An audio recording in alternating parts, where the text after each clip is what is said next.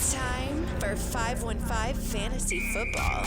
I know football. Are you ready for some football? Domination on Sundays begins with listening to these guys on Thursdays. You ready for this? Over 40 years of fantasy football experience between them. Yeah! One is a proud veteran of the United States Marine Corps, husband and father, entering his 19th year of fantasy competition. Brian Eikenberry. The other, also a proud husband and father, is one of the winningest fantasy minds in the state. Celebrating 25 years of excellence, Andy Hall. Let's get the game on! It's showtime. The 515 Fantasy Football Show with your hosts, Andy Hall and Brian Eikenberry. Hello and welcome to the place where fantasy is reality. Week 3 of the NFL begins tonight. We're pleased to have you on board for this, the next step to that fantasy championship. Andy Hall joined as always by Brian Eikenberry. How are you, sir? I am doing absolutely fantastic in the fantasy sense and, not so good in the other sense, I guess. From a personal standpoint, things are a little cloudy. Cloudy with a chance of meatballs. That'd be pretty legit. Right? We hope week 2 was kind to you and your fantasy squad. Maybe it wasn't, though. Maybe you're Brian and I in the 515 Fantasy Listener League, and you're 0-2. Man. Hear me now and believe me later. Plenty of time to turn this thing around. Do not throw in the towel yet, friend. We're happy to help out when we can on Facebook, 515 Fantasy Football, on Twitter, at 515 Fantasy. I'm at Andy Hall Radio. He's at Ike FFB. That's IKEFFB. We respond to all that reach out. Much of the time, it's a quick answer to a quick question. If you require more, there's a perfect option for you, right, Brian? Yes, there is. You can get a hold of us via Patreon, www.patreon.com. Just search 515 Fantasy Football. We've got some extended help. Nothing's taken away from the show, but it's our way to give back additionally. So if you want to help contribute to the show and help make the show better, we contribute back to you personally. We give you our bargain bins 24 hours early, or we give you private VIP access to us 1 hour prior to kickoff. So that way, you know what, you've got priority. You don't have to wait in line. You don't have to wonder if we're going to see it to get it because, you know what, we do live remotes down at Twisted Vine Brewery now. So we're there. We're doing all that stuff. If you're a Patreon, you are guaranteed our help. And then if you want to be a super contributor and you want me to give you a kiss, you can do that. And we'll do a full roster overhaul on a Saturday night special is what we're calling it, where we will take control of your team and help you win the championship. Yeah, so that bit about the kissing part, at least you're brushing your teeth. It's optional. Yeah, I mean, it's optional. You're brushing. Yeah, I'm brushing good. now. That's good. Nearly 2 hours jam-packed with fantasy forecasting. Brian and I will break down all the Week 3 matchups, grading all the fantasy-relevant players. Pop quiz segment a little later on. Bargain bin pick sponsored by our friends at Twisted Vine Brewery. A recap of the aforementioned Listener League presented by Iowa Firecracken. All that and more stimulating and entertaining exchanges between Brian and myself, I'm sure. Let's begin, though, as we always do, with some headlines of fantasy note. Patriots tight end Rob Gronkowski's groin injury, not believed to be serious. He has been held out of practice thus far this week, Brian, but I think we're all expecting to see him on the field on Sunday. Yeah, we all are. He is. Belichick's not going to play his hand. If he's not going to play, Belichick's not going to tell you until Sunday at 11 o'clock anyways. When you're Gronk, and you say to a reporter, it's not a big deal. Do you think Belichick pulls him into his office? They are required. What are you doing? Do you think he gets mad at him for talking? No, I think that's what Belichick tells him to say. Oh, really? Yeah, you tell him it's not a big deal. The player is not held accountable. The coach is. That's true. Bears running back Jordan Howard was seen with his arm in a sling following the team's Week 2 loss, and unfortunately for all of us, John Fox being the head coach there in Chicago, we're just not getting any information on how Jordan Howard's doing, and we don't know what to expect out of this weekend's game either. Jordan Howard, not that he had a great game last week, he certainly did not, taking on Tampa, but that's a big loss for guys that spent a late first-round, early second-round draft pick on that guy. Yeah, I did not, thank goodness. Anything on a football player's arm other than clothing is not a good sign, period. Maybe a tattoo. Yeah, a tattoo, I guess. Maybe. Vikings quarterback Sam Bradford is on track to play week 3. He's got that bone bruise. Yeah, he has been held out of practice, but reports that I'm seeing expect him to play this weekend, and boy, do they need him. Yeah, it was kind of a terrible offense without him. A lot of fantasy roster overhauls without him. In the last hour. Yeah, I mean, we did a lot of wheeling and dealing on Sunday morning with people who had Vikings players in their lineup and trying to get them in the right spots. We were very universal about take them all out of your lineup. Diggs, Thielen, all of them. Rudolph, just get rid of them. Seahawks tight end Jimmy Graham questionable for week 3 with an ankle injury. I don't expect to see Jimmy Graham this weekend. Not that he's been a great contributor either. That whole tight end position this year, aside from a couple guys, has been pretty hit or miss, and mostly miss. I think I forecasted that on why I wasn't putting him in my matchups anymore. Yeah, well, you calling injuries and stuff is just crazy. I don't get that. Bengals tight end Tyler Eifert dealing with knee and back injuries. He's questionable for week 3, and I don't expect to see him either. Redskins tight end Jordan Reed and running back Rob Kelly both considered day-to-day with injuries. We may see Jordan Reed this week. I don't know if we'll see Rob Kelly. He's got that rib injury. So I think he'll go. Here's the problem, though. He was limited today or Wednesday. With the jacket that they wear, though, I think it actually hurts ball security. Maybe that's the whole point, is to get him to fumble, and then he has a reason to get rid of him, and then in comes P. Ryan. Everybody's running out to grab Samaje P. Ryan, and I'm not the first guy to tell you that, other than maybe in standard leagues as kind of a late season hopeful dart throw if you have the roster spot. I've always been more of a grab Chris Thompson guy, especially in PPR leagues, but that guy will score enough touchdowns to make it worth it in standard too. Jets tight end Austin Seferian-Jenkins. He's eligible to return this week following suspension. Titans wide receiver Corey Davis and running back DeMarco Murray both considered day-to-day with injuries. Cardinals wide receiver John Brown expected to miss week 3 with an injured quad. That's fire up J.J. Nelson once again. Ravens running back Terrence West dealing with an assortment of soft tissue injuries. Alex Collins, the former Seahawk, earned more snaps for week 3, according to head coach John Harbaugh. He looked pretty good, actually, in limited action last week, did Alex Collins. Colts quarterback Andrew Luck, already been ruled out for week 3. No timetable for return yet. Starting to feel like maybe I could just drop him outright from my roster.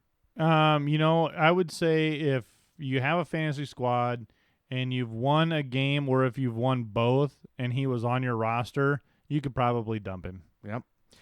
Cowboys quarterback Dak Prescott suffered an ankle injury in week 2, according to head coach Jason Garrett. Not expected to be too serious. We should see Dak out on the field this weekend.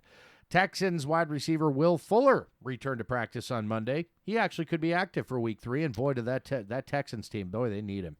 Yeah, they need him pretty bad. They need some more playmakers out there to spread that ball around. I mean, you've seen the target share for DeAndre Hopkins thus far, have you not? Yeah, it's in my matchups. It's like 49%. It's crazy, like 30 targets over 2 games. Packers wide receiver Jordy Nelson, 50-50 to play week 3 after suffering a pulled quad in week 2. The latest I've seen is that they're actually expecting him to play, which kind of surprised me. It's the Bengals. Are the Packers really worried about it? Why not sit him down and let him get 100%? Yeah, I was the same way. I kind of touch on that later. I don't see the point in rushing him back. I don't either. I mean, why? It's stupid. I know Randall Cobb's he's also got an injury as well, and he's actually a guy you might not see this weekend, which is, I think, good news for somebody like a Devontae Adams.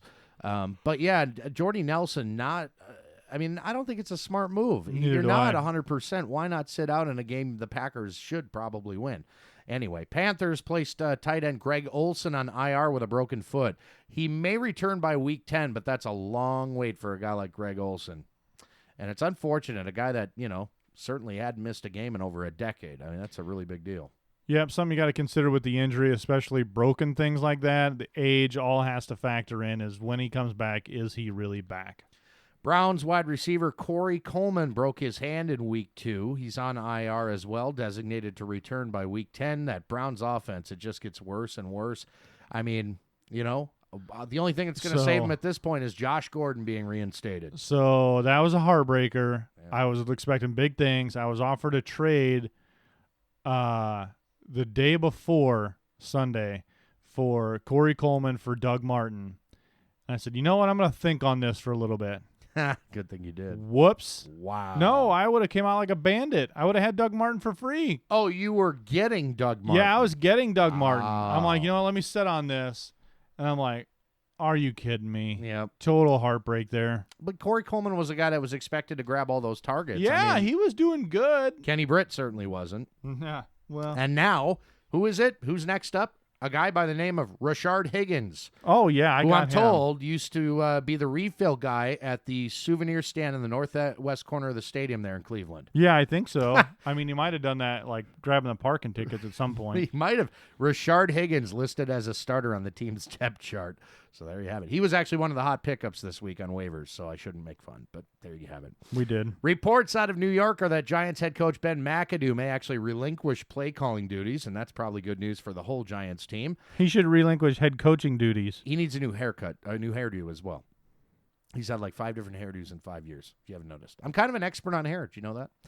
Bengals hired new offensive coordinator Bill Lazor, which will certainly change some things. We'll talk about that in the matchups, which are coming up shortly. We got a lot of them to get through. We're going to bust through them. Week number 3 of the NFL begins tonight. We'll get the Thursday night matchup on your platter next on 515 Fantasy Football. Stick around. Andy Hall and Brian Eikenberry back. 515 Fantasy Football Show on 1350 AM, ESPN Radio in Des Moines, Iowa. We're also on Apple Podcasts, iTunes, Stitcher, lots of different places digitally. So if you ever miss any part of the show, you can go back and listen on demand. Oh, and by the way, I just found this out like last week, Brian. Forgot to mention it on last week's show. 1350 AM in Central Iowa. We're also simulcast on 102.1 FM. We are? We're on an FM dial, yes. I'm going to have to talk to my agent about that. Me too. I was not aware we were being simulcast. I know. I'm sure there's royalties to be had there somewhere. I already occupy 103.3 megahertz between 2 and 7 during the week. So on Thursdays now 102.1. That's got to be worth something. I think so. Okay, like so our snacks. first set of matchups, Brian and I aren't exactly thrilled with these, but here we go. We begin with tonight's matchup, the Los Angeles Rams at the San Francisco 49ers, a barn burner to be sure. We'll start with the Rams. Jared Goff, I'm giving a B- to. He wasn't asked to do much of anything in his lone head-to-head against San Fran in his rookie season, and I think the coaching staff will want to limit his chances here as well, considering the running game should fare well. Speaking of which, Todd Gurley, I'm giving him an A grade. They say never start guys on Thursdays, don't they? What about Gurley, who has averaged roughly 25 touches per game versus the Niners in 3 games against them since 2015? Volume against San Fran equals fantasy goods. No defense allowed more rushing yards in 2016 than the Niners did.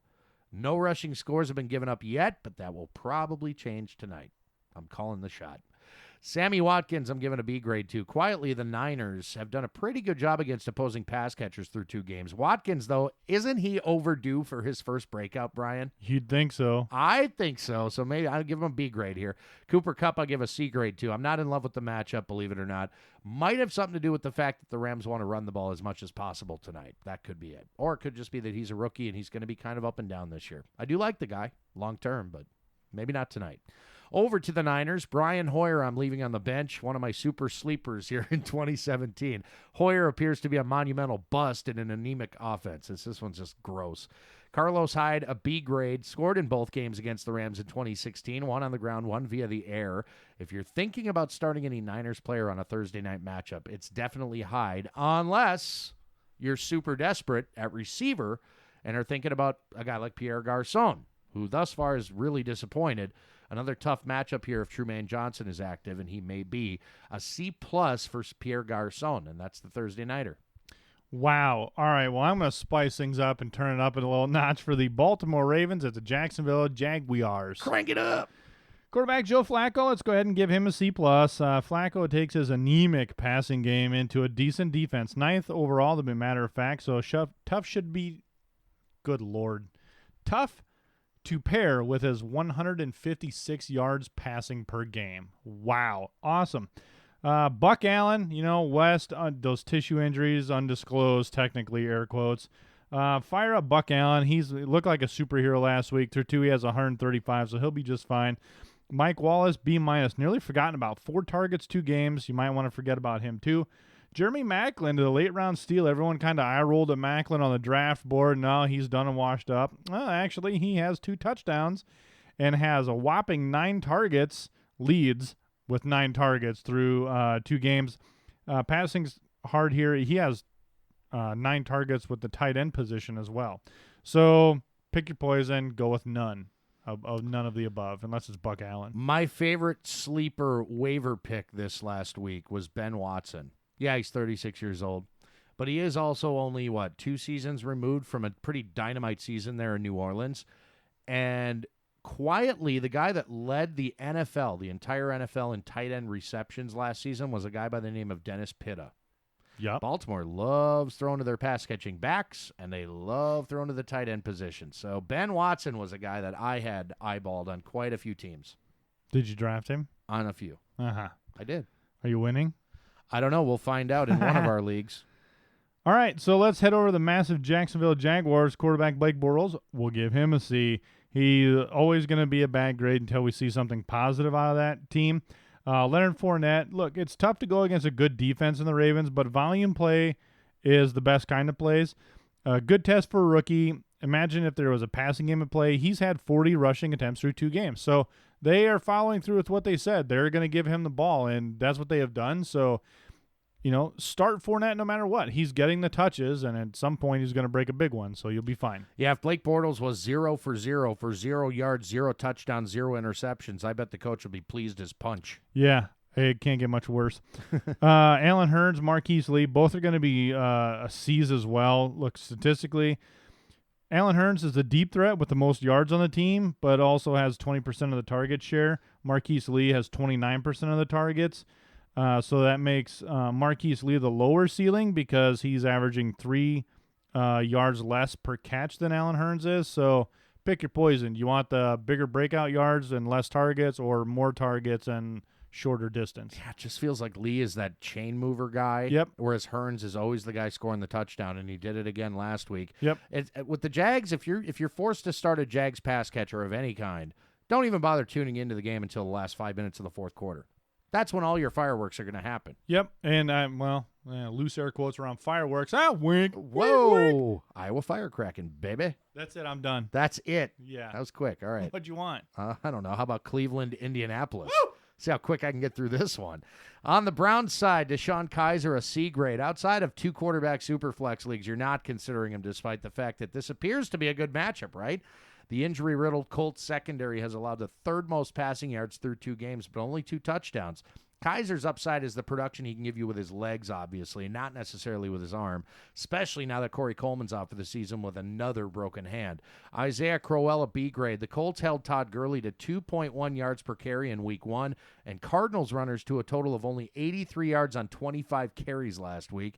Gurley did score a touchdown, it should be noted. Crowell has disappeared through 2 games, but there's reason to be optimistic considering the Crow eats when the Browns are ahead, which could very well be the case on Sunday. It could happen. A nice buy low candidate, Isaiah Crowell. Duke Johnson, a C grade, actually outsnapped Crowell in week 2, the vast majority of which he was positioned in the backfield rather than in the slot. Remains a threat to vulture some touches, but very little touchdown upside outside of receiving score, which is certainly possible, giving the volume that he will see in a matchup like this. Rashard Higgins, I'm just going to leave on the bench for now. I think he will be the volume guy in the receiving core, and that goes for the tight ends as well. I think they cannibalize each other, right, or for now at least. They've got Devolve, and they've got this Njoku as well. So over to the Colts, where it's not much better. Jacoby Brissett's on the bench. Granted, he faced a tough Cardinals D last Sunday, but his numbers were pretty pedestrian. The Browns aren't great in the secondary, but the Colts passing game is a straight-up dumpster fire. I'd steer clear. Frank Gore, I'll give a B grade to in this matchup. The Browns did an admirable job of keeping Le'Veon Bell out of the end zone in week 1, but surrendered 1 to Terrence West via the ground and 1 to Buck Allen via the air against Baltimore in week 2.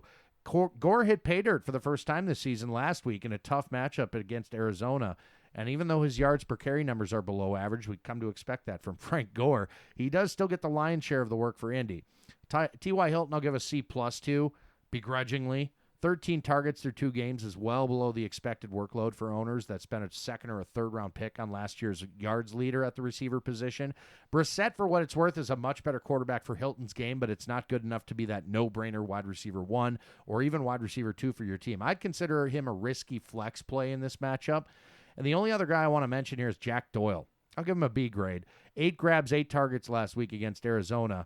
And that's a respectable stat line that going forward should be a pretty good indication of what type of season to expect for Doyle as long as Brissett remains under center. Cleveland, by the way, the most tight end-friendly unit of 2016, surrendering over 1,000 yards and 13 scores to the position. They've already allowed 2 this year, Brian. All right, let's get on to some points here. Giants at Eagles. Quarterback Eli Manning, not getting the points from him right now, so leave him on the bench.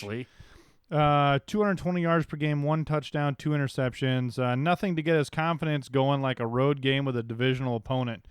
Paul Perkins, going to be on your bench. He's terrible. You can probably cut him at this point. No running back on that team is worth a hoot. Odell Beckham Jr., let's give him a B. Consider last week was his week 1 anomaly because he missed week 1, so I'll just give him the benefit of the doubt. After all, I mean, he was covered by an elite cover corner in Darius Slay. So elite, I would agree with that. I mean, dude, he was putting it to him bad. Slay's going to do that all year long. We might as well come up with a nickname for him now. It's Big Play Slay. Just no, so I don't like that. I would rather try to play off the name in terms of That's what Twitter says. Like Buffy the Vampire Slayer kind of thing. Let's come up with a Slayer all kind right, of name. we'll table that. The Angel of Death, like Ooh, Slayer. Yeah, Rain and Blood. Angel of Death. That's cool. That's cool. So we'll give him a B. Brandon Marshall, C at best. Not even. I dump him. Yeah. Dump him. Get rid of him. Well, he doesn't need to be on your roster. Yeah, that's what I get to. Father Time has capped him off. Easy drops, and he can't shake a defender. Last year's 50 catches should have been a signal that he may only get 30 catches this year before he's surpassed by Sterling Shepard. I was so wrong on Brandon Marshall this year. I admit it. I was so wrong. I was right because I said, no, he's old. It's not going to happen. Just be done with it. I know. But I thought, I mean, especially when OBJ gets back on the field and is 100%, I thought, okay, this could actually help a guy like Brandon Marshall. And it might. But for now, I just get rid of him. He doesn't need to be on your roster. Yeah, I agree. On to Carson Wentz. I'm going to give him a B. Wentz leads the 3rd best passing attack with 295 yards per game and a 2-to-1 touchdown interception ratio that I would want to have seen to improve if he is a must start on my fantasy football roster. That 2-to-1's got to get a little bit better. But hey, look, he's going to be a decent start. He's putting up almost 300 yards per game over the last 2. Yeah, the volume is there. Carson Wentz, if you're looking for a guy you know is going to throw the ball a ton this year, just like he did last year, it's Carson Wentz. Yeah, so Blunt, B-. Not looking great. Neither is Wendell Smallwood. Neither of them are doing anything they can to win the job. But I will give a shout-out grade to Darren Sproles. He's going to get a B. As the others fall, I see Sproles' role increasing in the run game, as well as a handful of targets in the pass game. Alshon Jeffrey, C+. Tried to hit him quite a bit last week. He has 20 targets, 130 yards, second to Ertz and a TD. I expect Alshon to be covered well, so lower expectations, and you can elevate as needed. Yeah, Janoris Jenkins probably should be back in the lineup. Yeah, so that's where I'm kind of giving him a lower grade. I mean, he still gets the work and the targets. He just couldn't catch them. Someone I do like, though, this week is Nelson Aguilar, B+. My sneaky pick of the week here. He has 95 yards and 2 touchdowns. I look for Aguilar to be the big breakout here this week, as coverage will focus on Ertz, Jeffrey in the run game. And also something I seen last week is that middle linebacker for the Giants, he's not that good at picking up pass protection. The Lions were exploiting the crap out of it, and that's Aguilar's role in this offense. So look for him to get those 6-7 yard drops right across the middle and then speed up the middle for 15 yards. And Ertz, he's a no-brainer start. Yeah, I absolutely 100%. Big fan of Zach Ertz this year. So he finally got to some points in the matchups. And that took a little while, but I'm glad you guys stuck around because it will get better eventually. I feel like we got all the stinkers, or most of them anyway, out of the way. Well, I got one more coming up. Oh, you do? Okay. Yeah. Well, don't stick around for that, I guess. No. Next, more matchups with Brian and I, 515 Fantasy Football. This is the 515 Fantasy Football Show, heard each and every Thursday from 11 to 1 on 1350 AM ESPN Radio Des Moines, Iowa. We also simulcast on 102.1 FM ESPN Des Moines. I'm Andy Hall. That's Brian Eikenberry. The show is also available digitally on Thursdays, Apple Podcasts /iTunes. If you're an Android type, try Stitcher. There's lots of different places you can find us, Brian. Everywhere. Yeah, we're everywhere. We're on Facebook, 515 Fantasy I'm sure Football. we're on the dark web somewhere, too. It could be. We won't know because it's dark. Yeah, it's dark and I'm afraid of it. More matchups. Brian, you go ahead and lead us off. All right, let's do the Dolphins Jets here. Quarterback Jay Cutler is going to get a B+. He's playing the Jets. There you go. I don't know what you That's it, huh? That's what he needs. Wow. The stat I like is last week, Cutler wasn't very Cutler-esque. He completed 72% of his passes and had 0 interceptions. That happens when you have a pretty favorable matchup. Yeah. Well, he has another one. He's going to improve on his touchdowns and yardage this week, so watch out. I like it. Running back Jay Ajayi, begrudgingly gave a B+. 28 rushing attempts for Ajayi last week, which isn't sustainable, but he's going to get a lot of work again this week as the Dolphins are expected to be in the lead all game long. Wide receiver Jarvis Landry is going to get an A. Got a massive amount of targets, 15 to be exact, 44% of the share there. So a lot of short, quick hits that tallied up in yards for him. And Devontae Parker, I'm going to give him a B. Did not nearly get the targets, but surpasses Landry in yardage. Same thing we talked about last year with these two. One is downfield, one is a chain mover. Pick your poison. Yeah, if you're a PPR person, and Jarvis Landry is the argument against PPR. Because he's a guy that could have 15 catches for 50 yards. For minimal yardage. And you look like you've got a 200-yard receiver with a couple of touchdowns all of a sudden, when in fact all you had was a guy who caught a ton of balls, and his average catch was maybe like 3 yards. Yeah, it's pretty weak, but hey, points are points. In PPR leagues, Jarvis Landry is about as good as it gets for a low-end wide receiver 1, high-end wide receiver 2. But in standard leagues, I'd much rather have Devontae Parker. Correct. So the Jets side of the ball account as a bench because, well, it's the Jets. Yeah. Blau, Powell, Matt Forte, they both get C's. I think Powell could get the carries here, but they're going to be playing from behind. Forte is always in the mix. They've nearly split carries almost identically over 2 games, and neither of them have done anything. So only start if you literally have no other options. There was some other guy in the backfield, too. Yeah. I don't even remember his name. That's how bad I am at this. It's like, whoop, that guy's doing good. Bench him. I'm ready to drop Bilal Powell from my roster. Yeah, there's no point in holding it. It's Paul Perkins at this point. It really is. Yeah. It's so sad because you know he's better than anything else they've got. Yep. They're tanking. You got Robbie Anderson here for the B-. It was supposed to be the number 1, but is not playing like it at all. He may need more time to get it together. And if you look at his history before this season, he wasn't that great. He never really had things going for him anyways. They just kind of put him there. Here you go. Yeah, plus Jermaine Kearse was a nice little signing for them. He's actually working out, if anybody, in that offense. Well, that's why he gets a B+. Looks like he's 22 and in his prime again. I say start him up if you have to have a deep, 12, 14 team, throw him in there. Look, he's double the yardage over any other pass catcher on the Jets, and he has 2 touchdowns, so why not? That's better than OBJ. Give me your ASJ forecast. Not yet. Not yet? Not yet. All right. So I get to go now? Yeah, I guess if you want to. You're done? Yeah. Denver at Buffalo first, the Broncos. Trevor Siemian, a B-. Oddly, the Bills have looked pretty great on the defensive side of the ball early on this season.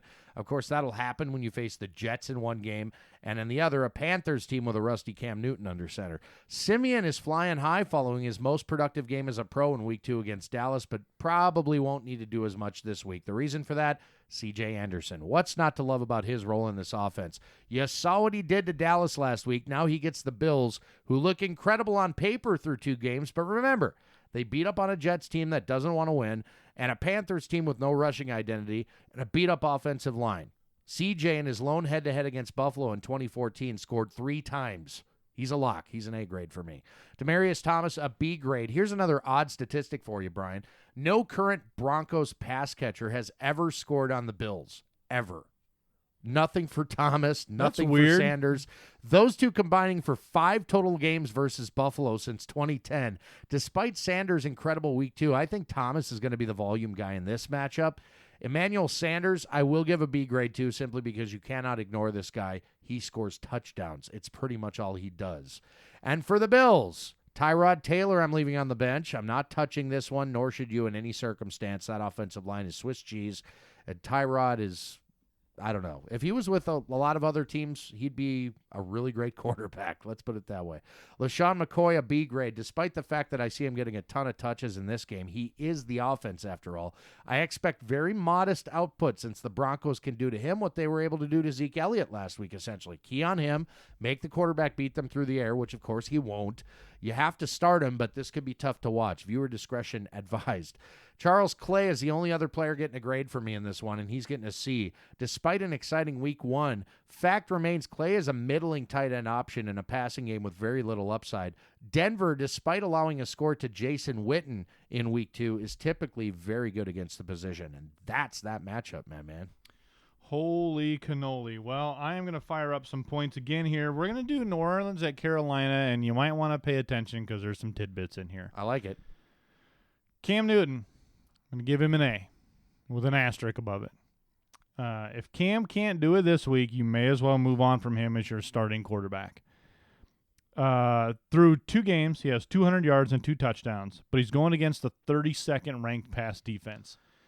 If Cam Newton cannot perform like a quarterback, he is never going to do it, and you need to move on, period. If you watch Cam Newton, it's painfully obvious that the coaching staff has gotten into his head and said, we don't want you running anymore. Yeah, you're done. I mean, yes, he's got a couple scrambles, but he's not running down the field like he used to. Nope.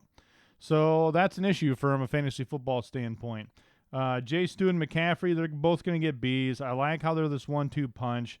I like how they're sharing the role well. And if I had them both, I would probably start them both this week. Absolutely. We talked about handcuffs early on. I think this is something where if you have them both, you got to go with them both. 100%. I would. Yeah, I mean, listen, especially in PPR leagues, because that's where you're getting your value out of a Christian McCaffrey. I'm waiting for him to score some touchdowns. I think Jonathan Stewart is still going to be the touchdown guy. So in standard leagues, you're definitely – you like Stewart as probably a running back 2 this week, but McCaffrey in a PPR, hey, maybe he's a flex guy. It's called vacated targets, Andy. Well, there are a lot of vacated. The vacated targets in the Tete. Yeah, with Olson being out, I think that elevates McCaffrey more than it does a Funchess. Listen, Funchess is just a guy. He's not that good. So I'm going to give Kelvin Benjamin a B+. Same application as Cam here. Look, if Cam's not doing it, Kelvin Benjamin's not doing it. They have got to click this week. I'm a Kelvin Benjamin owner in everything, and it's hurting me. He has to get it done this week. After the preseason he had, it's just shocking, isn't it? So that sucks. Funchess, we talked about it. He's going to get a B-. Should reap some benefits from the vacated targets, but I think most of those go back to McCaffrey. McCaffrey and Benjamin, yep. I think they stand to benefit the most. Yeah, Funchess will get a few more targets, but again, I've watched the guy. I've seen him play. He's not that special. No. So on to the Saints side of the ball, quarterback Drew Brees, he's going to get an A, 300 passing yards per game. TDs are lacking. I predicted this was going to be his down year, but I'm not saying he's going to be a QB2, but he's definitely not going to be top 5 this year. So I think I was on to something. Something. Yeah, well, no way, man. It's just not there. He is on the road in Carolina. This isn't going to be easy. I did them out of order, didn't I? That's all right. Running backs, AP, Ingram. You know what? AP, bench at this point. Look, you want to complain about 9 touches? Fine, you can have 4. How's that? Yeah, I know. So, the week after he complains about 9, he gets 6. And now it'll be 4, and then it'll be 1, and then it'll be none. So he's on the way out. Ingram, I'm going to give him a B. He's going to have a tough go. Panthers have only surrendered 60 yards per game, but look, AP's not going to get it done. Ingram's going to slide back in there and do what he does. Just a shame they got rid of Hightower because I thought he would have been a better fit than anybody here. Yeah, I don't know. I mean, Kamara is going to be that guy, and I think he's kind of the McCaffrey of that offense, and he's seeing more snaps every single week. So Kamara's a guy to keep an eye on. He was my bargain bin last week as a stash play. I told you. Like Alvin Kamara. Wide receiver Michael Thomas is going to get an A. Should be the beneficiary of the big plays. He gets 22% of the targets and is always competing for the deep balls. Ted Ginn, I'm going to give him a B+. I am not giving up on Ginn yet. Saints offense generally isn't scoring, so by virtue, as they come back online, Ginn will increase. He's still second in targets, so keep him in your 12-team formats. I'm not giving up yet. Say something. I'm giving up on you. I'm done with Ted Ginn. No. Goodbye, Ted Ginn. Nope. C'est la vie. He's gone. I've cut him in several leagues already. He's garbage. He's done. Now, Willie Snead out one more week. Colby Fleener. Dart throw. You like it? He scored twice in 2 weeks. We like him with Willie Snead out of the lineup. Yeah, absolutely. He I mean, you got occupies the one middle. more week. It's not like I'm going to go rush trade for him or anything like that. I wouldn't either. Carolina's actually pretty good against the tight end. So there are probably a lot better options out there, but that's – look at me just picking up your slack on the tight ends. Yeah, over here, I refuse. I know. I love the tight end position, my man. You know this about me. You All right. do. Stick around. We have more matchups to bust through week 3 of the NFL and more points, hopefully, for me on the 515 Fantasy Football Show. More matchups. Week 3 of NFL action begins tonight with Thursday Night Football. How many millions of people, Brian, will actually watch that game tonight? Do you think it'll even, 0.5? Really? You don't think it'll reach 1 million viewers? I am so well. My wife is going to be pretty happy that I am not going to watch football Thursday. I literally don't care. Yeah. Well, I mean that goes double for me, to be honest with you. Yeah, I'm like gonna wash the dishes, and she's gonna think I did something wrong, and be like checking the bank account, like what's he doing here? Then she's gonna bust me for that Super Nintendo Classic I pre-ordered and paid for. There already. it is. There it is. 515 Fantasy Football. Andy Hall, Brian Eikenberry. More matchups. I begin with Pittsburgh at Chicago. Start on the Steelers side. Ben Roethlisberger, a B grade. Big Ben on the road is world famous for mediocrity. I'm not forecasting a bust this week in Chicago, but I am thinking you'd be wise to temper your expectations. Not necessarily because the Chicago defense is that good. It's more about game flow and the fact that this looks like an awful lot like a Le'Veon Bell heavy game to me. And speaking of Bell, he's an easy A grade. The Bears have held opposing runners to just 3.2 yards per carry through 2 games. The first against the Falcons, tandem Freeman and Coleman. That's impressive. The second, Bucs runners, including Jacquizz Rodgers, that's not nearly as impressive. Bell may be off to a slow start, but remember, he didn't actually hit pay dirt until week 10 in 2016. Part of that was a suspension, but that's still a long wait for pay dirt. He'll see a ton of touches in this matchup, likely turns in a solid fantasy day. I would not be surprised if Bell gets into the end zone at least once. Antonio Brown, an A grade as well. You're starting him every week no matter the matchup. 9 catches, 196 yards, 2 touchdowns the last time these two teams met back in 2013. Granted, that was in Pittsburgh, not on the road, but still, come on, man. Come on, man. Martavis Bryant, a B-, a boomer bust guy that depends on grabbing the small handful of deep shots Ben takes most weeks. In road games, I'm less thrilled about his chances, even more so when I think the Steelers will build a nice early lead and coast to victory. Bryant's matchup was great last week. We exploited it. Hopefully you started him and reaped the benefits. This week, it's not looking as good. Now, I barely ever mentioned DSTs, but the Steelers' DST is a great play this week, despite a few nicks and bruises. They're among my favorite plays this week against a Bears team that is just... Their linebackers are brutal. Right? Yeah. Bad news, Bears. Totally.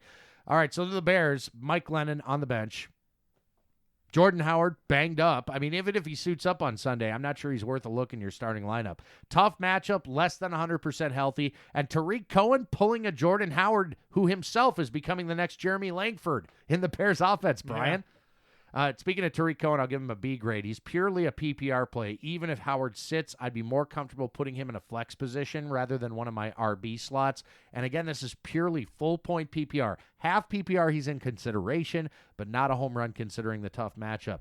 Kendall Wright, a C- because somebody's got to catch the ball. Nobody's going to start him. Zach Miller, maybe you're thinking about with some of the injuries to tight ends, a C+ in this one. Second on the team in targets last week. Worried about his health. It's never traditionally been good. But if you insist on playing a member of the Bears passing game besides Cohen, Zach Miller's your guy. All right, let's go. Atlanta at Detroit. Super excited for this one. Quarterback Matt Ryan's going to get a B+. High-octane offense will be pressed into a decent matchup and will be facing the same kind of offense. They need a TD boost to take it to the next level for Matt Ryan in your fantasy roster. Let's be honest, good yards, great, but you gotta, if you're a quarterback, you gotta be putting up 3-4 touchdowns. Beer good. Running back Devonta Freeman's going to get a B+. Get plenty of opportunities, but the Lions' defense is allowing 53 rushing yards per game. I expect that to take a hit, especially if the rookie linebacker Jared Davis is out with that concussion. Running back Tevin Coleman's going to get a B. Second fiddle, but may see the bulk of its points come in the passing game. Minimal yardage, but in passing he has 8 targets. Julio Jones is going to get a B. Will draw Slay. I think this week is when he gets his touchdown, but I would expect about average yardage for Julio. I think they're going to they're going to play him the right way, the same way they played Beckham, and just really kind of close him off. Slayon Jones is why I'm more apt to take a shot on a Mohamed Sanu or a Taylor Gabriel in this matchup. Mohamed Sanu, B+, a higher grade than Julio. Surprisingly, Sanu has the most targets, 25%, ahead of Julio's 24%. So that was something, everyone kind of giggles at Sanu, whatever, haha.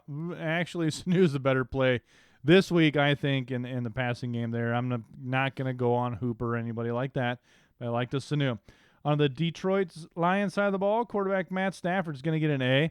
Last week, he didn't score many points because the Lions, quite frankly, didn't have to.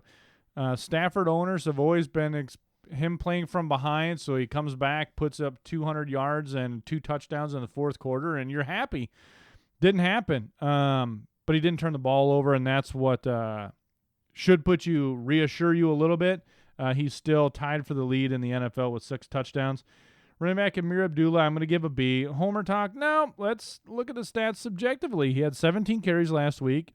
Lions were committed to running the ball regardless, and he didn't play after they established the win last week. So he lost out on a bunch of carries in the fourth quarter. He would have had the volume.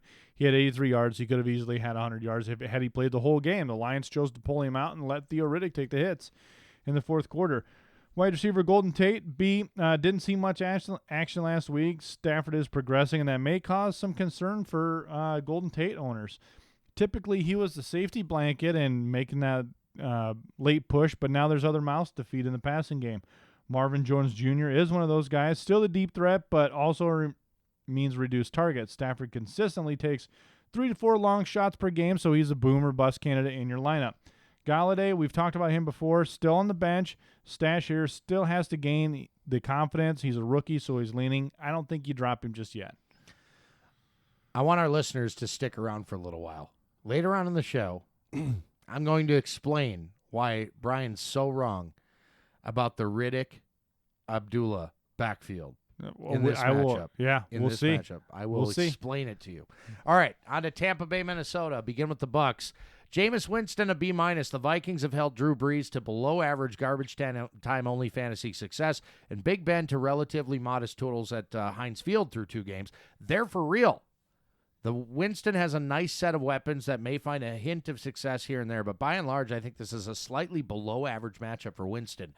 Jacquizz Rodgers, a C+, looked a bit rusty in his season opener versus Chicago, though he did find the end zone in a lopsided victory for the Bucs. This game should be more closely contested. Minnesota's been doing a solid job at slowing opposing runners. I don't see Rodgers as a top-notch option this week at all. Mike Evans, a B grade. The matchup of Xavier Rhodes and Mike Evans. Brian, this is going to be epic.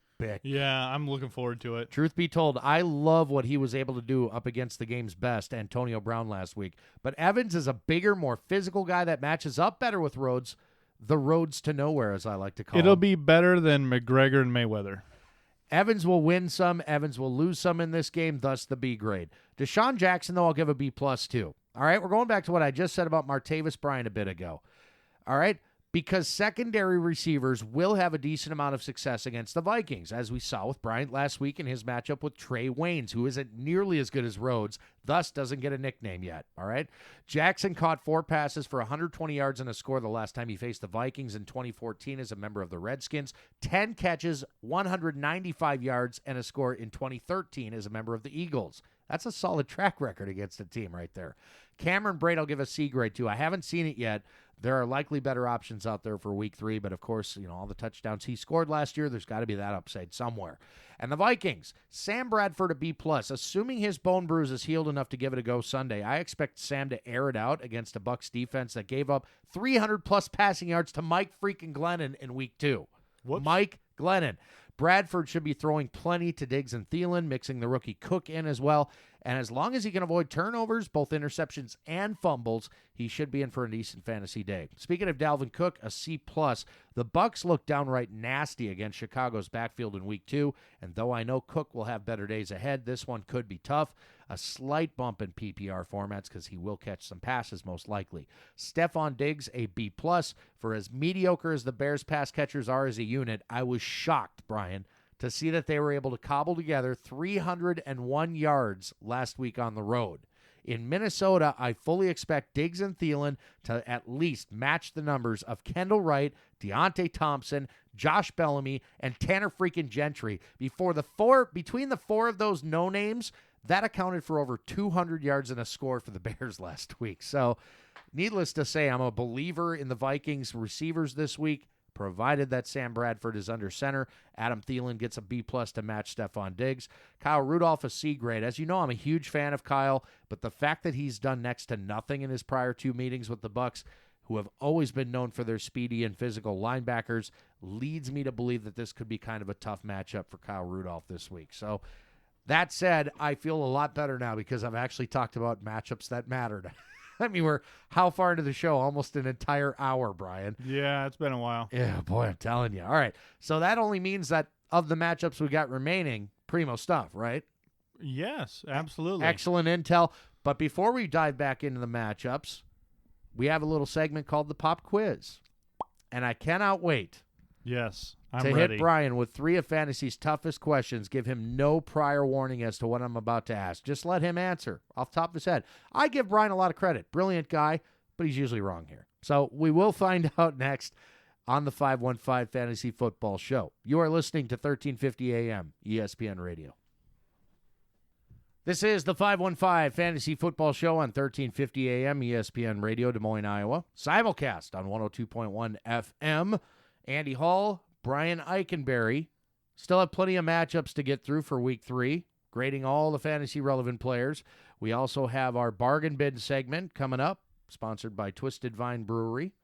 And we also want to talk 515 Fantasy Football Listener League, even though Brian and I are begrudging in that respect this week because neither one of us are doing very well in our own league. So, so in our defense, we're playing against people who knew all of our sweet hits. Oh, of course, yeah. I mean, and that was the fun part is during the draft, you could see the people who really pay attention because they were taking the guys we were going to take 1 round early.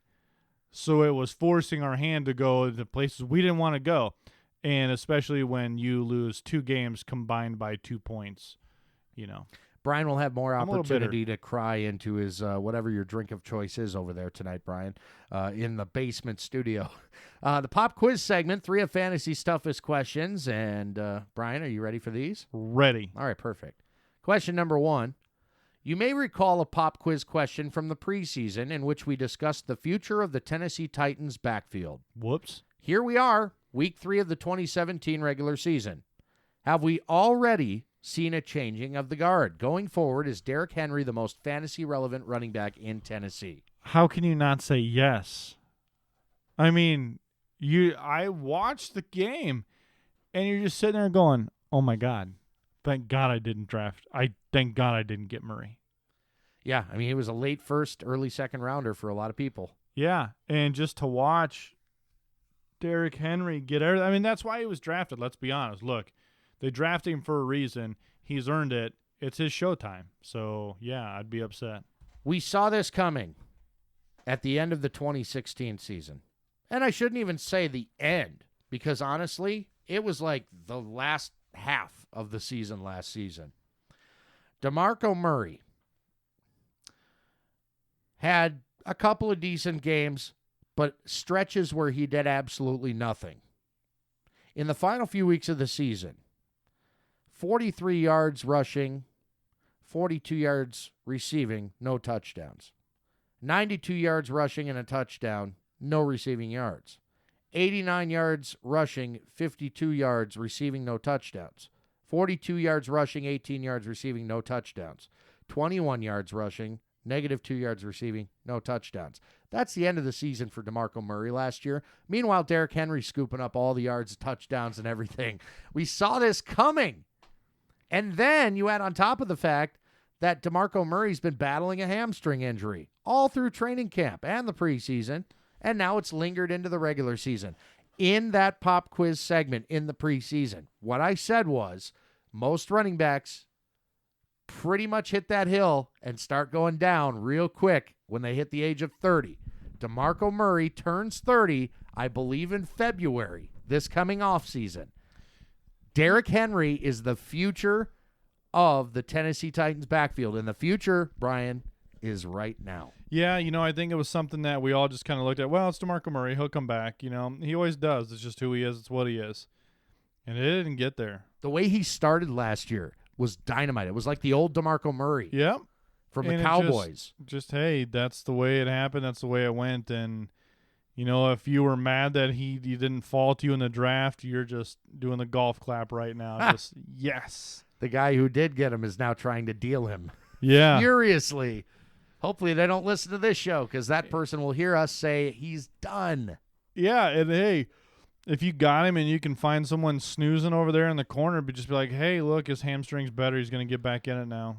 I'm sitting there watching a part of that game last week, and I'm watching Derrick Henry run touchdown in.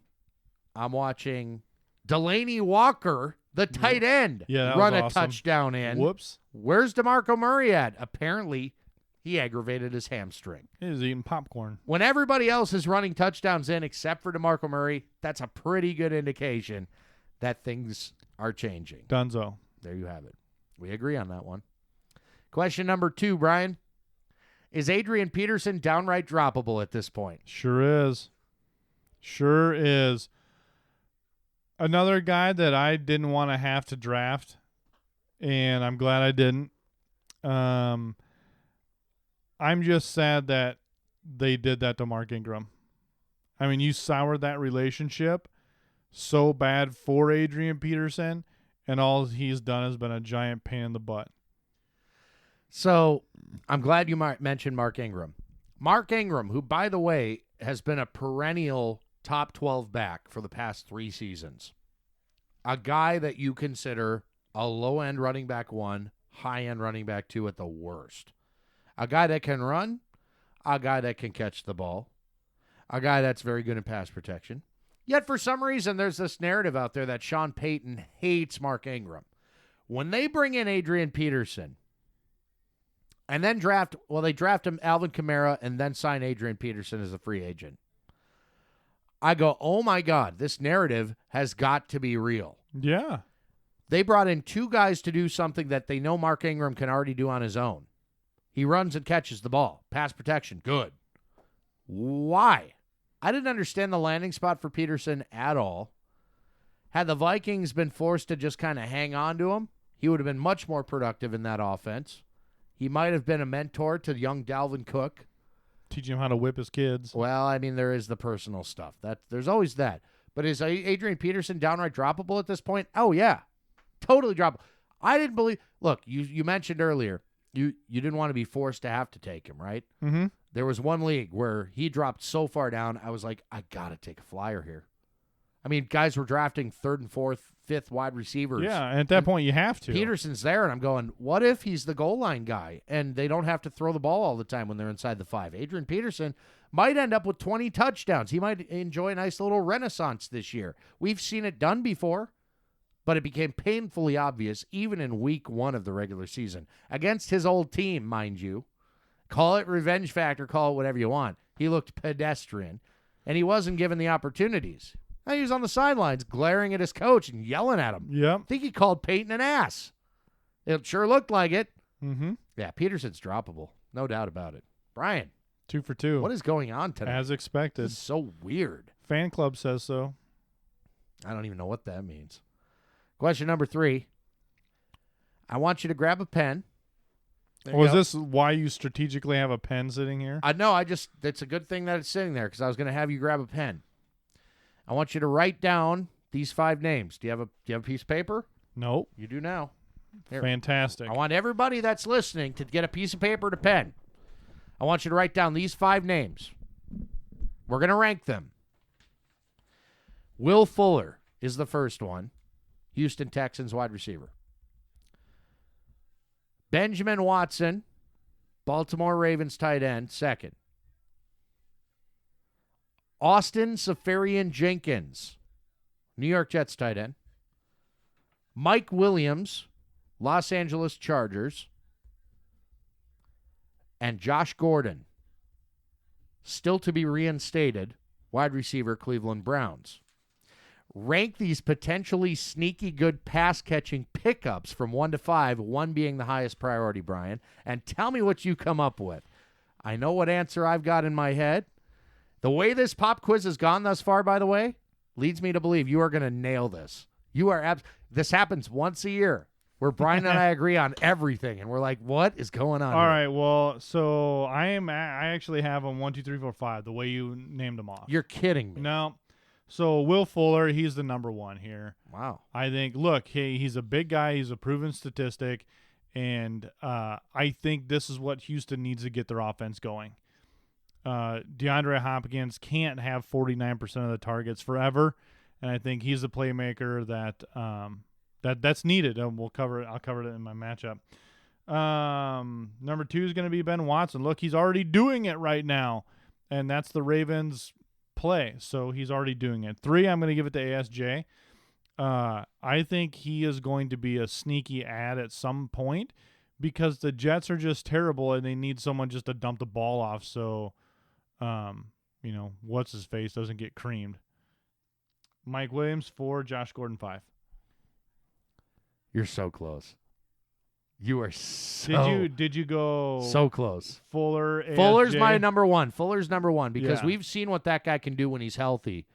And Deshaun Watson's only going to get better. Yep. Okay? We've seen what Fuller can do with garbage at quarterback, okay? So I love Fuller. Fuller's the number 1, no question about it. Watson is number 2 for me. Benjamin Watson, number 2. Yeah, he's already doing it. My number 3 is Mike Williams. Yeah, I mean, at that point, I know it's kind of it's flippy-flop. so close. I know. And ASJ comes in 4 for me because I don't love him as much as most people do. The reason why is because Jermaine Kearse already occupies the middle of the field. He's the slot guy. So I'm not as in love with that. Josh Gordon's 5th. That's a dart throw. If it pans out, who knows? It could be great. He was number 1 receiver a few years ago. But that was a few years ago. He hasn't played for a couple of years. So, Brian, I'm very impressed. That was the one time a year where we will mostly agree on things. But Mike Williams, don't forget about him. He will be active here soon. Yep. And, could be a very productive part of that Chargers offense. We have more matchups to break out. Week number 3 of the NFL next on the 515 Fantasy Football Show on 1350 AM ESPN Radio. You are listening to the 515 Fantasy Football Show on 1350 AM ESPN Radio in Des Moines, Iowa. Remember, you can also get the show digitally, so if you miss any part of us on the broadcast, you can go back and check it out on demand, flip through the matchups to your relevant players, and see how Brian and I have graded them all out here in week number 3 and beyond. We appreciate having you aboard and invite you to like us on Facebook, 515 Fantasy Football. We're on Twitter, both very active. At 515 Fantasy. I'm at Andy Hall Radio. He's at IkeFFB. That's IKEFFB. More matchups for week 3, Brian. Houston at New England. Let's start off with Watson here on Houston's side of the ball. I'm going to leave him on the bench.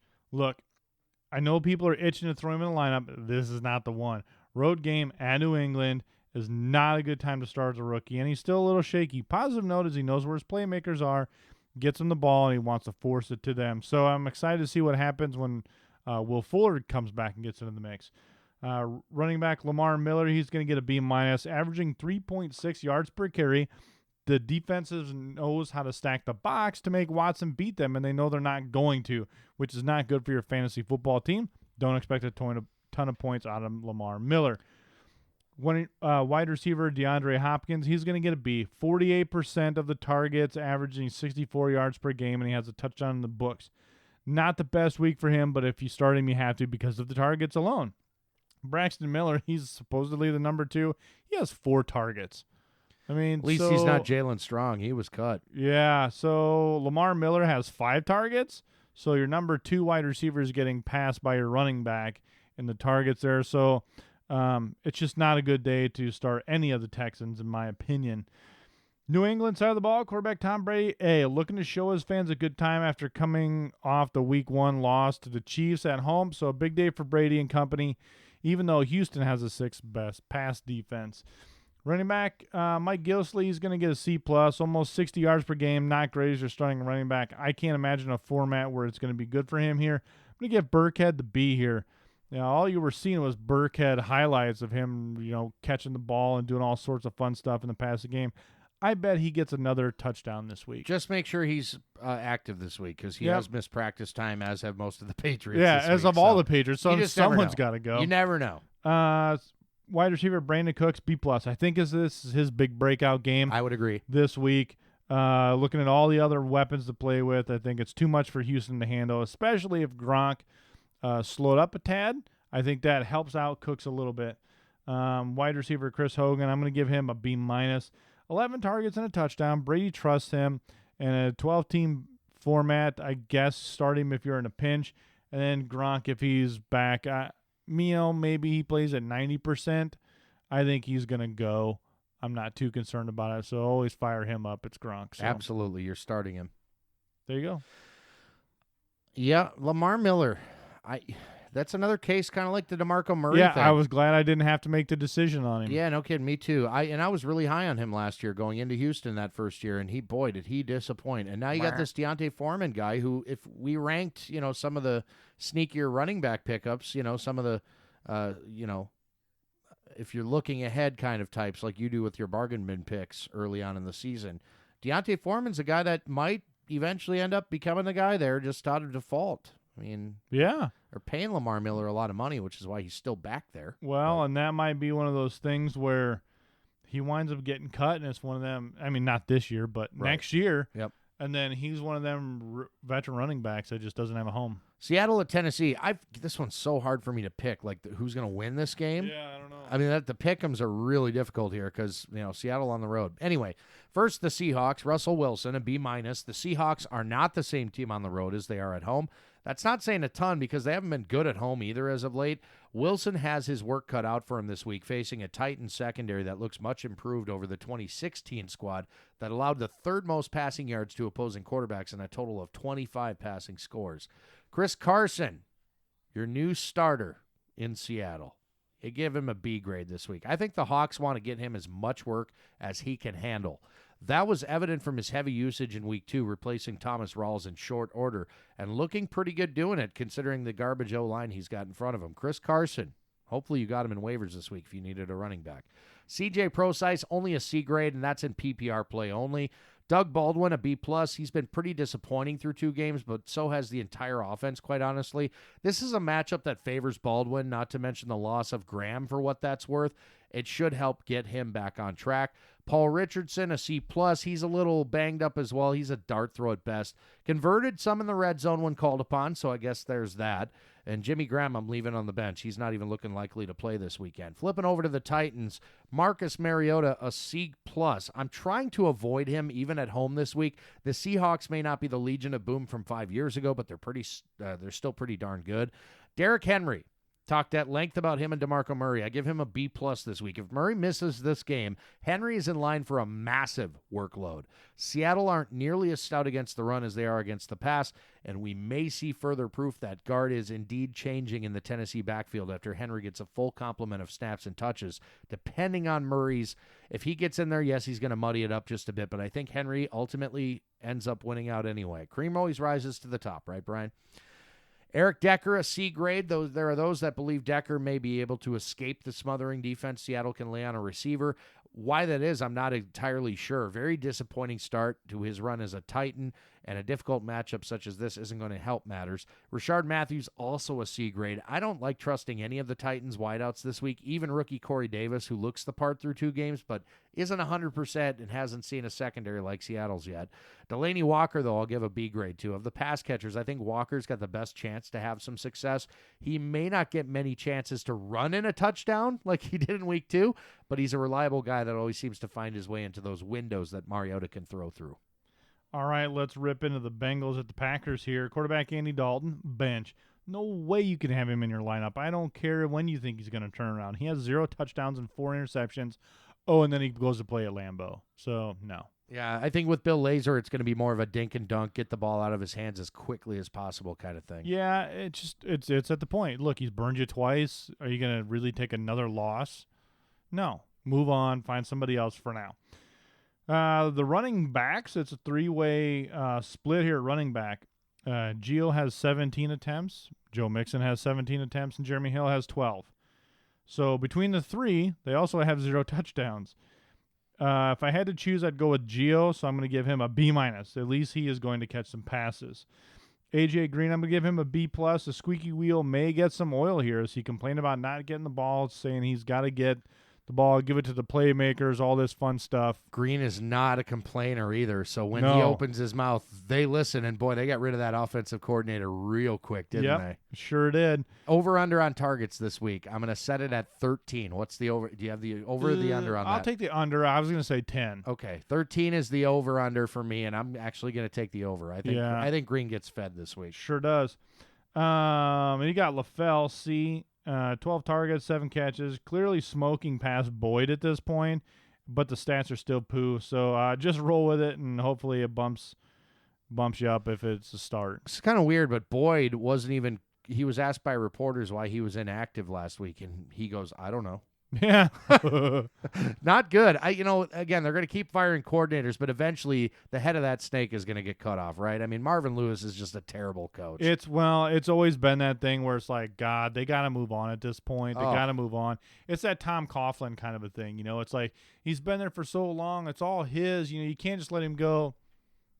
It's time for change at this. He's not a bad coach. He's not a bad regular season coach.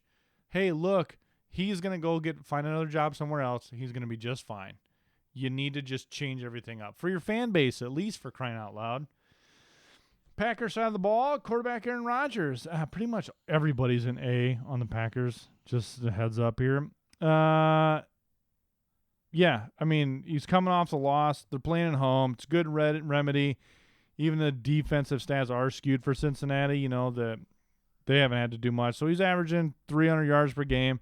And the interceptions are going to reduce this week, so don't worry. Start Rodgers. Ty Montgomery, he's going to get an A.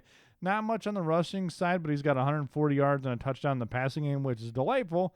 So you add him up, both of his stat base together, and he's a stud. Jordy Nelson, you heard it, quad issue. I'm going to give him a B just because it may be one of those things where he comes in and plays 2 quarters, and they're like, you know what, he's good, we're ahead. Go ahead and rest up, pal. Yeah. You never know how that's going to play out, so I would much rather they just sit him out. Yeah. And I'd hope so. Yeah, from a fantasy standpoint, it's better if they just rule him out so you don't have to play the what-if game where maybe he's a decoy and all this fancy junk. Hate that. So Devontae Adams, Cobb, if these guys are both going to go, they're nearly split over 2 games here. Cobb was someone I shrugged off, so I'm going to give them both Bs. Yeah, Cobb's not going to play this week. I have a feeling. And maybe that's why Jordy's playing, but good Lord. I mean, if you're going to risk anyone getting hurt, make it Cobb. Yeah. Adams will be the guy this week. I have a feeling. Yep, 100%. So, you know what? Give it a go. Then you got Martellus Bennett. So if you got the Jordy thing, you got the Cobb issue, Martellus Bennett, as I'm saying, I'm not going to mention tight ends. I'm going to give Martellus Bennett an A this week. There you go. It's going to happen a lot. Or Ty Montgomery's just going to be a savage and have 200 yards. It's funny you mentioned Montgomery, who, for as studly as he's been through 2 weeks, there was a report. Now, this is coming from a reporter. This is not coming. Apparently, he had a conversation with somebody on the coaching staff, maybe, or maybe he's just making this up. But the report fake news. The report is, could be fake news, but the report is that they're going to try to lighten Montgomery's load a bit. Now, I don't like that. I want them to give him heavy usage. I want him to be a 20 to 25 touch guy.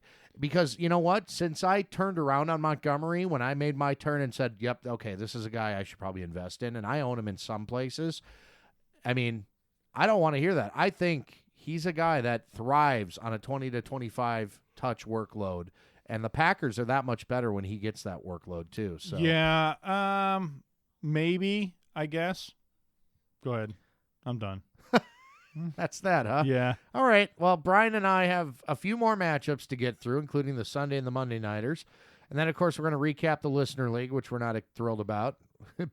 Got bargain bins. We're thrilled about the Listener League itself. Not how we're doing. But not how we're doing. Yeah, so we'll complain. Chumps. We'll complain about that and much more. Next, 515 Fantasy Football Show. Stick around.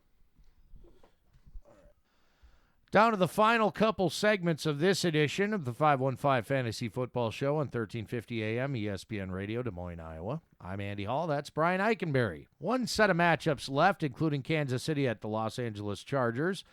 Begin with the Chiefs. Alex Smith, a B grade. The Chargers are banged up in the secondary. I think if Smith is given enough time to allow downfield threats like Tyreek Hill to get open, he can find success this Sunday. That's a big if, though, considering Joey Bosa and the Chargers' front four are pretty active.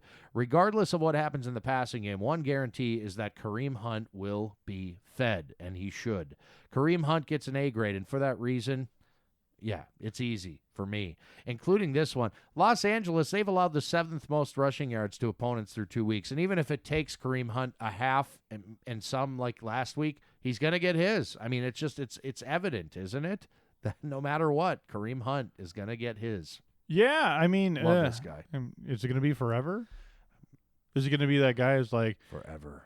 Is he going to be a Chris Johnson? Immortal. Where he's just like, everyone's just like, oh my God, this guy is. Maybe. He's the next champion, and then. Could be. Bye. Priest Holmes. I don't know. Tyreek Hill, a B+, with Jason Verrett banged up and unable to go. Casey Hayward likely gets a lot of the tie freak, and as awesome as Hayward is and has been throughout his career, it only takes one for the tie freak. And I think after last week, he'll get back on track here with a long one for a score. Travis Kelce, an A grade. He's a must start with so many at the position, either disappointing or injured. Travis Kelce, man, that touchdown, I swear he took off from like the 15-yard line and dove into the end zone. Did you see crazy. that? Yeah. He flew like Superman. It was awesome.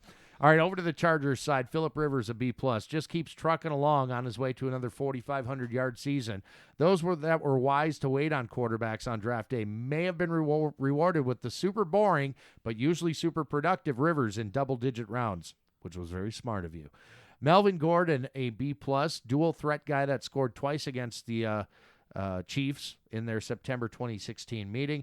He'll get a lot of work in a game that figures to be closely contested. Keenan Allen, a B+, with the freak injuries and the bad luck seemingly behind him. Allen has stepped right back into the main possession role with some scoring upside. Rivers looks for him first on most routes, including the end zone, or as some call it, the green zone, inside the 10 where the money's made, Brian. Aww. Tyrell Williams, a C+. He never scored on the Chiefs, but is definitely a presence in the passing game. You probably have a better option on your bench. Hunter Henry, Antonio Gates, these two essentially cannibalize one another's fantasy value until one is injured or shows that they're going to be the guy. I'm not advocating starting either. Yes, it's good to see Hunter Henry actually get some targets last week, but, Gates is still there. So Eric Berry or not, I think the Chiefs do a good job of keeping tight ends out of the end zone anyway. I was hoping that there was going to be a press conference of Antonio Gates retiring. Literally breaks the record, says, actually, I'm going to go ahead and retire today. See you guys. Bring the podium out onto the field, please. I'm out. See ya. I want to thank all the fans. Takes off his jersey, takes off his pads. Just walks off after catching. Guy has the ball, just literally walks. So people are like, where's he going? He's got a suit on underneath his pads. Packs his whole locker up, gets in his car, and cruises off. That would have been hilarious. Oh, that's funny. All right, so Oakland, Washington, Derek Carr, he's going to get an A. Looked great last week, and he's going against a terrible pass defense that's going to give him 303 this week. Marshawn Lynch is going to get a B. Watching him, he's doing 150 rushing yards 2 weeks here. Beast mode's getting 15 touches a week with 60 yards per game. I'm not 100% sold on his matchup this week against Washington, so let's just go ahead and give him a B. I love how every time they've been down on the 1 yard line, they've thrown the ball thus far. They're trying. The whole thing was beast mode. When we get on the one, we're giving it to them, Yeah. And they've been throwing the ball. So Amari Cooper, B. That hurt last week. Oh, yeah.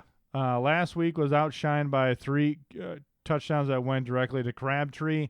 I think it's Cooper's fault, though, man. If you watched him week 1, he dropped 3 consecutive back-to-back touchdowns. I know. Maybe that was saying, you know what? We're throwing it to you. If you're not going to catch it, that's not our problem. We're going somewhere else. Crabtree will catch him. So still he has the most targets. It's going to balance out. Just settle down. Everyone's going to be just fine here. Crabtree, I'm going to give him the B+.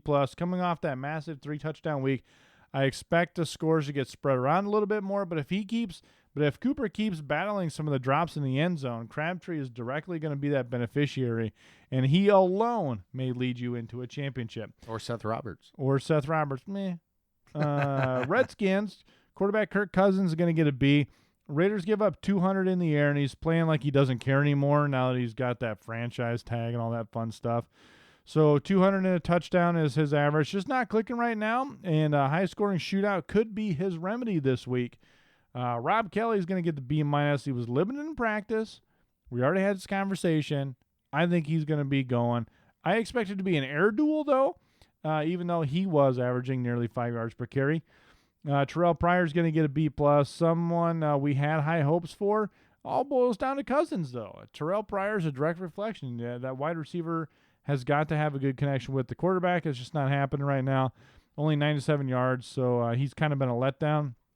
Jamison Crowder, B-, 7 catches on 12 targets thus far, 8 yards per catch. Nothing to write home about. So listen to the bargain bin later if you're in a Crowder position. And Jordan Reed, same story here. That's all. Monday Nighter, Dallas at Arizona. Let's start with the Cowboys. Dak Prescott. This will make our buddy Matt Bales from Iowa Firecracking happy. Giving Prescott a pretty decent grade, a B. Arizona has faced Matthew Stafford and Jacoby Brissett thus far in 2017. One threw for nearly 300 yards and 4 touchdowns. The other for about 200 yards and no scores. Dak, he's somewhere in the middle of those two. I'm expecting about 250 yards, give or take, and a touchdown or 2 through the air. But I am concerned about turnovers, which the Cardinals are very good at forcing out of opposing passers. Zeke Elliott, an A-. Erase week 2 from your memory bank. And remember, Zeke is a top 3 running back. He will improve over his very disappointing performance in Denver this week.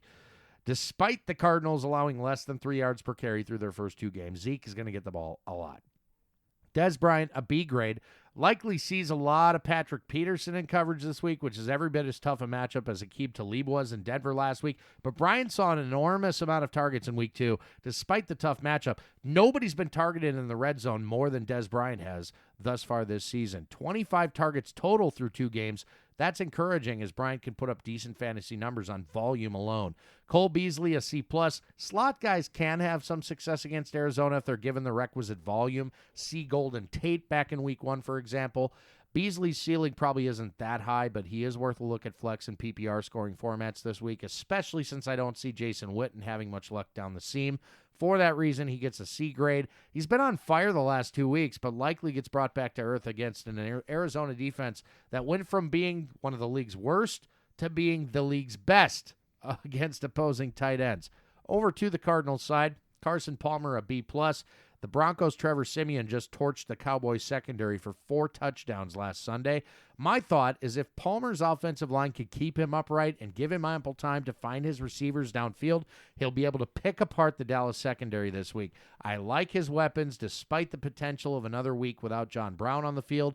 This should be a get-well game for Larry Fitzgerald, who's been a relatively invisible guy through 2 games. Chris Johnson, he's probably your starting running back there.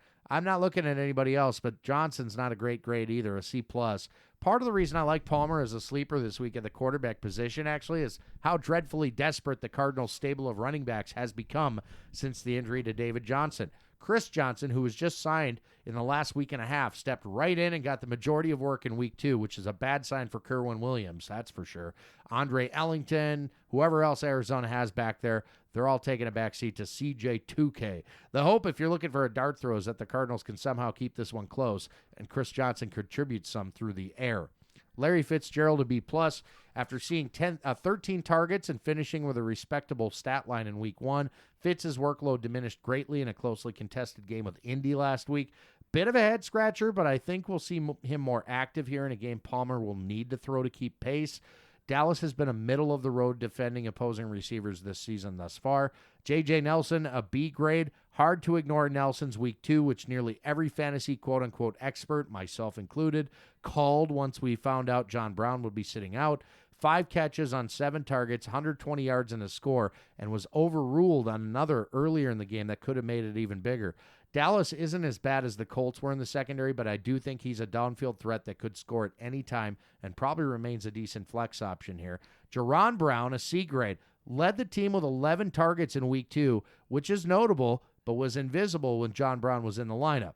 Not a great ceiling, nor is he much of a scoring threat, but in full PPR leagues, you might consider him as a flex if the other Brown misses this week. Not quite Jarvis Landry, Brian, but I think Jarvis Landry-esque is the guy Jaron Brown, number 13 for the Arizona Cardinals. And that does it for the Week 3 matchups. Brian and I have one segment remaining, just one, but we're going to talk about a variety of topics. Strap in. Yeah, we're going to talk about the 515 Fantasy Football Listener League, sponsored by Iowa Firecracking. We're also going to talk about bargain bin picks. That's how we're going to lead off the next segment. And I'm going to tell Brian why he is so wrong this week about his own Detroit Lions, their backfield situation. Theo Riddick is nothing.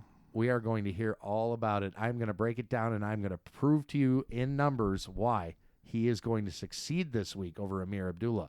That's all next. 515 Fantasy Football Show on 1350 AM ESPN Radio. Final segment of this edition of the 515 Fantasy Football Show on 1350 AM ESPN Radio, Des Moines, Iowa. Again, if you missed any part of the show, you can check us out digitally, Apple Podcasts, iTunes, Stitcher, lots of different places. The Bargain Bin segment, sponsored by our friends at Twisted Vine Brewing Company on Westtown Parkway, West Des Moines, online at twistedvinebrewery.com. About 30 beers on tap, 25 of which are brewed on-site. They've got wine as well. And, of course, you may have heard last week that Twisted Vine Brewery is the place Brian and or I will be hanging out Sunday morning starting at 10:30 a.m. Swing by, watch some football with us, and enjoy some delicious craft beers as well. Yeah, hey, and also the big point is get in here, let us help you set the lineup. And as you can hear here, someone from our listener league, Ryan, swung by, hung out for a little while, and here you go. We are live at Twisted Vine Brewery, the first of many of these Sunday watch parties. And Ryan from the 515 Fantasy Listener League been kind enough to join us here at Twisted Vine. And apparently you were on the verge of making a big mistake this week in your lineup, and we steered you clear of that pitfall. Well, I didn't want to get caught up in the week one hype and overreaction and reaction. But, yeah, I had a wide receiver conundrum, and so I decided to stop by and come see you guys. We helped Ryan out immediately, made sure Adam Thielen was out of his lineup. And who did we replace him with? Yes, I liked Thielen, but with the Bradford news, had to mull my options. And so I benched Thielen and put in one Martellus Bryant, who scored himself a touchdown for me. So that's much appreciated. Another success story at Twisted Vine Brewery, courtesy of the 515 Fantasy Football Team and Taco Corp. Go Taco Corp. Little chat there with our friend Ryan from Taco Corp in the 515 Fantasy Football Listener League. So we'll check that out. We'll talk some more Listener League stuff coming up here in a bit. But first, bargain bin picks. Week 3, one quarterback, one running back, one pass catcher. Who's your quarterback this week? Jay Cutler. He plays the Jets. If you're a guy who's got Dalton, Flacco, somebody like that, go pick up Jay Cutler. Knock it off. There you go. Mine's Deshaun Watson of Houston. Surprisingly, the Patriots have allowed the second most passing yards through 2 games. They're tied with the Saints for the most touchdown passes allowed as well and have 0 interceptions on the season. Now, sure, Watson needs some time to develop into a good pocket passer, but this is as good a matchup as he could ask for from a passing standpoint. And, oh, by the way, he can beat them with his feet as well as he did against the Bengals last Thursday night. Currently, he's only 13% owned in Yahoo Fantasy Leagues. Who's your running back? Darren Sproles. No running back on the Eagles roster wants to win the job. Sproles is the guy who's been there from the beginning. He's creeping up on the playing time, and he's beating everybody else statistically. Mine's Theo Riddick, Detroit Terrible. Lions. Now here, a big part of this job is trend spotting, okay?